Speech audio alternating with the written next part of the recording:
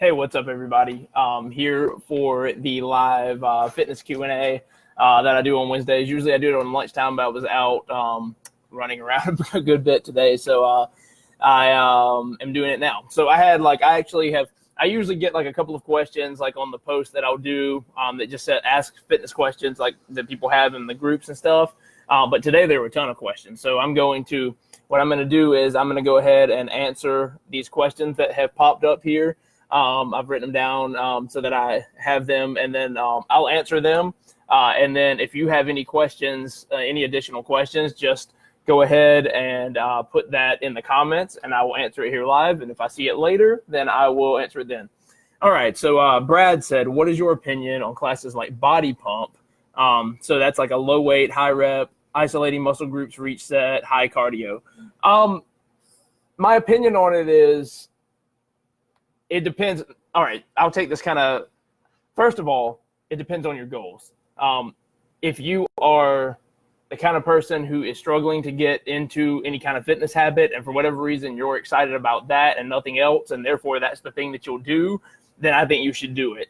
But if the question is more of like, is this the best thing to do for building muscle and strength? Is it the best thing to do for losing weight? To either of those questions, I would say no, especially if you're just getting started. So if you're getting started, the biggest thing you're going to want to do is really build like a foundation of strength and muscle first, even if you're trying to lose body fat, because the more muscle mass you have, the more, the higher your metabolic rate is. Just means like the amount of calories you burn. So whether you're trying to build muscle, build and or strength, or build or lose body fat, you are going to want to build a solid kind of foundation of strength first. And the way to do that is lower rep, higher weight training. So something around the 5 rep range is what I will always recommend to somebody first, unless they have like some kind of significant injury that they need to rehab. So what I would say is go in there and do like, you want to do heavy sets of like 5 is the way you want to go about this if you're really trying to do one of those things.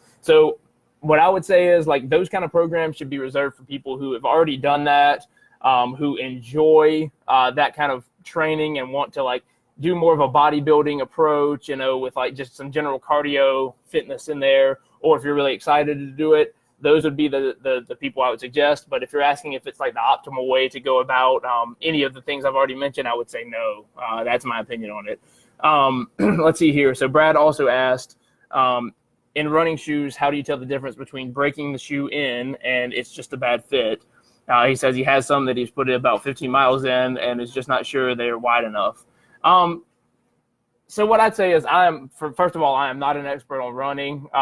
If people are if I'm coaching somebody who is trying to run, like, we'll run, and I've ran before. I know how to I know how to do this. How to coach somebody through like general running type things. But if somebody's training for like long distance, like marathons and things like that, I'm not the coach for them. I'll refer them out to somebody else who does that kind of thing. But just kind of some general advice on it would be, go in, get fitted. Don't just kind of like go in and go by whatever your general shoe size that you wear, like going out and about. You don't want to, this is like a shoe for a purpose, not just a shoe for leisure. So like go in there, get like professionally fitted by somebody, go to maybe a higher end store, even if you don't plan on buying something from them, whatever.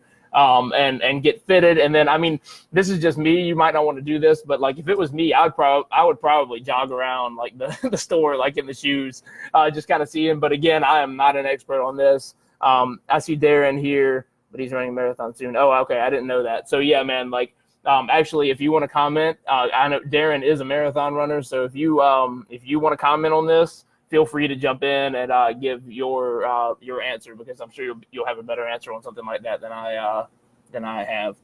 But yeah, something like that, just like making sure that they're. But again, even jogging around the store in some shoes is not going to be comparable to running 15 miles, obviously, unless you're going to spend a long time in the store. So yeah, I would just suggest doing that and then listening to whatever Darren says. Okay, let's see. Lewis says, what's a good way to build muscle without agitating the shoulder? Well, this depends on what do you mean by agitating the shoulder. So I don't know your circumstances. If you have a legitimate injury, like if you have a shoulder injury, obviously that's going to be different than like if you have little pains now and then and you are nervous about agitating that. if you have a legitimate injury, I'm not going to really approach that. If a doctor has told you not to do certain exercises, don't do those exercises, even though sometimes doctors are just saying that to cover themselves from lawsuits and such. It's still good, like if they say it, to kind of stick to that at least for a little while.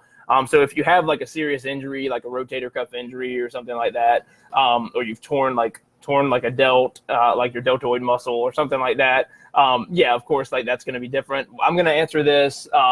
I'm going to answer this just like assuming that you're talking about like you get some pains and aches there sometimes, because I do too. So like if that's the case, the way I would suggest doing it is, let's say that like, I don't know what exercises aggravate it. So let's just say that you go in there and you do like a standard overhead press, which is like the best and most common like shoulder workout, right? So like exercise. So you go in there, you're doing that, you get like a little pain or a little bit of, just kind of like tenderness in one or both of your shoulders. So like I personally have gotten this for a long time, like in my right shoulder.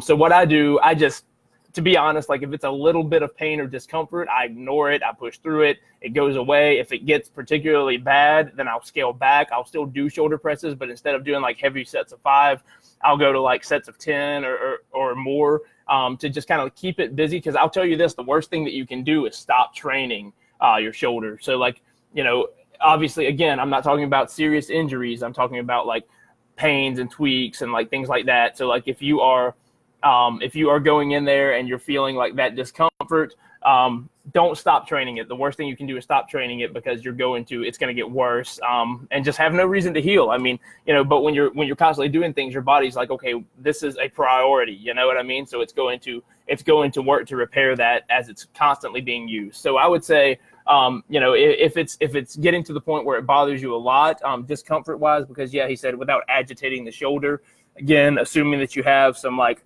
minor to moderate like shoulder discomfort or pain, still train it. Avoid the exercises that make it really bad. You know what I mean? If you can do a shoulder press without too much pain, but then you try to do like side lateral raises or something that just annoys the heck out of it, don't do those exercises, but don't give up on training the shoulders altogether. And try your best to keep like an overhead press and a bench press in there, because those are two of the big compound movements that you want. So that's how I'd answer that. If that, feel free to message me, Lewis, and we can go into more detail on your particular situation. Lewis also says, I've lost 98 pounds and I need to know how to help my skin maintain firm. So he's lost a good bit of weight. I mean, first of all, props, man. 98 pounds is nothing to scoff at. That's pretty impressive to lose 98 pounds.